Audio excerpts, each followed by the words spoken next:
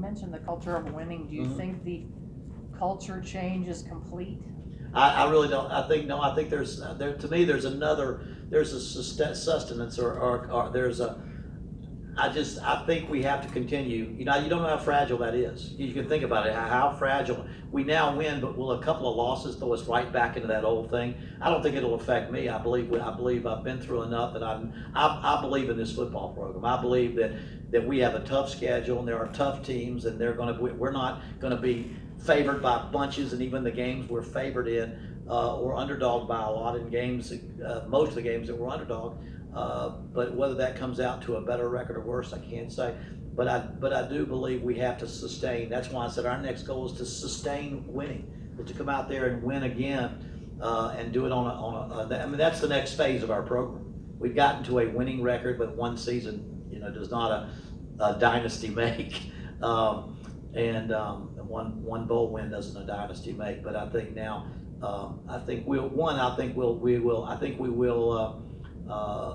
we're heading exactly where I believe this program needs to head, but that is the next question. Can we handle the adversity as well as the success, if that's part of the thing? But I think winning is winning begets winning, and only winning can strengthen that belief that you're going to win. But I don't think we're there yet. I think we continue to have to go through and continue to get that. I don't know at what point programs become programs that always win or programs that just win occasionally. Right now, we have to be honest that we are a program that just won one year. Doesn't that fall on the returning players, though? I think so. I think we've tried to impress on them, and if you're going to carry this legacy through, establish this standard for our players, then what, you've got to show you can do it again. Our motto, our slogan this year is audacity, and the audacity. I wish I had the poster that we put up, because we used LeBron James, his poster out of the Beacon Journal as our slogan. When to have the audacity to believe that you can be able to bring a world champion to Northeast Ohio, to believe that you can be down 1-3 and you can win it all, is the type of audacity that we want to have. So when we talked about what's our goal this year, last year we had to answer the bell. That was just the perfect slogan for us. It was time. We had gone 5-7, then lost at the end to go 5-7. It was time to answer the bell. Now I believe we want to do it again. We want to do even better. Seniors want to do even better, and I think the audacity that they have got to have, the seniors have got. It falls on the shoulders of our seniors and our captains and our seniors and those that this will be the class that has their name on it. And I think that's the audacity we're talking about, the belief that you can accomplish anything, the belief that we can even do better this year. And I think that's going to fall on our seniors. And I don't take any responsibility off the coaching staff and off myself, because ultimately everything falls on the head coach's shoulders. But I do believe that's one of those things the seniors have to, if Akron is going to be known for winning and we can sustain winning, each senior class has to carry that legacy forward. And I think the slogan that they chose, or the word that we felt like identified their slogan, was audacity, the belief that you can accomplish anything. We lost 5 linemen, we lost 3 starting linebackers.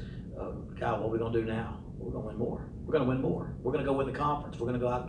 So I think that's the audacity I wanted our guys to have. And this whole year in the Northeast Ohio area with the Cavaliers, I think there's that sense of we can accomplish things. That sense of belief. A guy from Akron can take a team to the world title, then a team from Akron can go win the MAC conference. You've done this rebuilding thing at other places, and you made a fleeting reference to year 2. After like a breakthrough. Right. Is year 2 almost harder than the breakthrough? Year 2, I was just, and it's funny why that came out. It was very critical on me. But I think when you take over a great program, I've always said, Urban Meyer, it seems like by year 2, wherever he goes, he wins a championship. Mm-hmm. Nick Saban, year 2. Jim Tressel, year 2. I said, year 2, when you got a great program, and it's just been messed up a little bit, you better always have Notre Dame. If you look at Notre Dame, all the 4 or 5 great legends of Notre Dame, they always did it all by the year. Maybe in year 3 there was this magical year.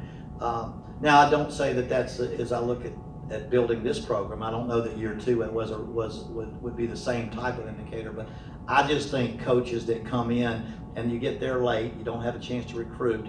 And I guess year 2 was a pretty good year for us because year 1 we really didn't change the record at all. We played a little better football, we played a little harder, but we really didn't win on any more games. Then by the next year we really put five wins up as opposed to 1. But I'm almost thinking of this is year 2.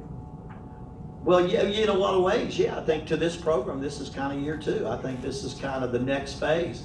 And I will say this: I like I say, I'd almost rather talk about VMI than talk about the next phase, because the next phase is 11 games or 12 games into it, and then it's also we don't plan on slowing down or stopping in what we're trying to do here at Akron. I believe in this university, in this football program, in the community of football players, and I believe build it and they will come. And that's not talking about a stadium. I'm talking about a football team. I believe whether it be the Akron Zips or the Cleveland Browns, you build it and people get excited about it. And I think we're going to win. I think people are going to come. Have you used Jatavis as kind of a?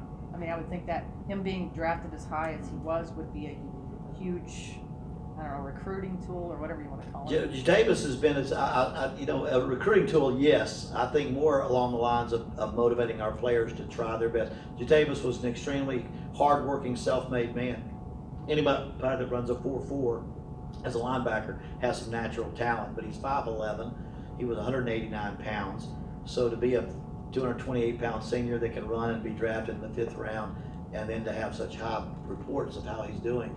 He's a self-made man. He worked hard every day. He came to work. He brought his lunch pail. He paid his dues. And our players on this team saw how he played, and they see what he's accomplished because of that. So one, I think the biggest factor is what we can use. We can use him as an example of what our other players have to do if they want to reach their levels, and if they want to help us reach our levels. Because it's going to take quite a bit of imagination for Coach Yamada to replace him, because he was our big play guy. We may have to have 2 or 3 big play guys to make up for all the sacks and tackles for losses that he had with the way we utilized him in our defense. But for recruiting as well, and now that we can say we've got a guy drafted, and knock on wood, let's see, I think he's banged up right now, but it's been playing very, very well all the way up there. But that's the kind of thing that attracts recruits. They want to go where they can.